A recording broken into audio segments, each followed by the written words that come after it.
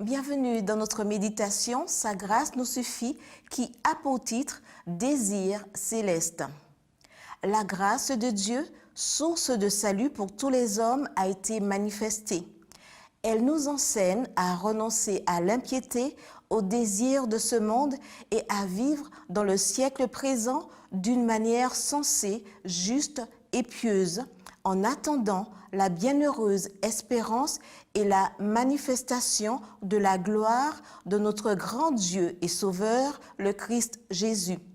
Il s'est donné lui-même pour nous, afin de nous racheter de toute iniquité et de se faire un peuple qui lui appartienne, purifié par lui et zélé pour les œuvres bonnes.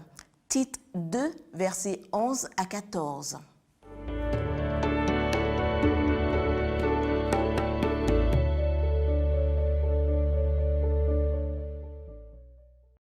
La grâce de Dieu s'est manifestée dans l'incarnation du Christ. Paul le répète toujours, car il exalte le Sauveur. Cette grâce transforme des vies.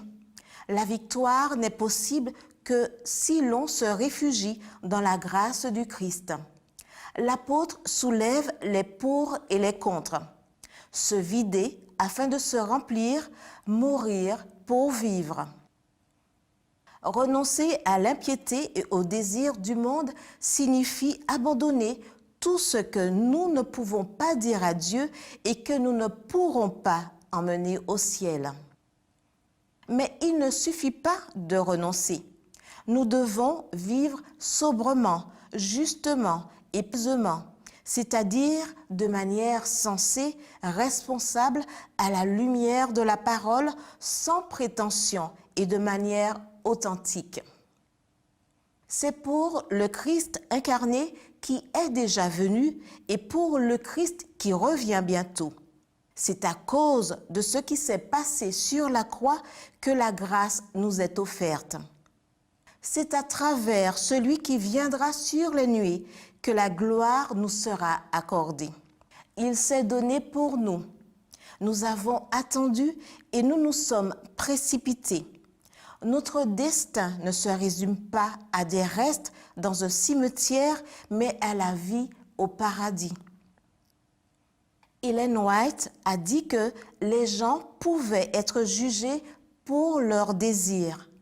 Paul dit de renoncer aux désirs de ce monde. La messagère du Seigneur a réitéré ses souhaits. Je veux être comme lui. Je veux mettre en pratique ses vertus. Je veux faire partie de ceux qui auront leur nom écrit dans le livre et seront sauvés. Je veux la récompense du vainqueur. Je souhaite que mon trésor soit au ciel. Je souhaite vivre avec lui pour l'éternité. Je souhaite connaître la parole de Dieu de mieux en mieux.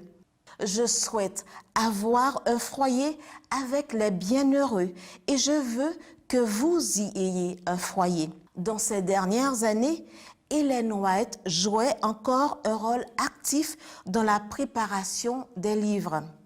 Elle chantait souvent un vieux cantique adventiste, The Better Land, le monde meilleur, écrit par William H.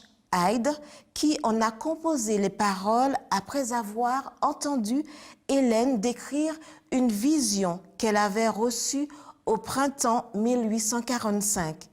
Elle s'arrêtait souvent à la dernière partie, dit Hyde.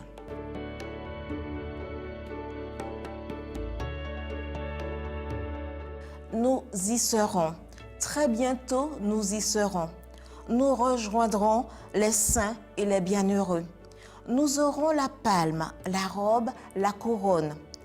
Et nous connaîtrons le repos pour toujours. Si nous voulons vraiment aller au ciel, transformons nos désirs et comportements mondains en désirs et comportements célestes.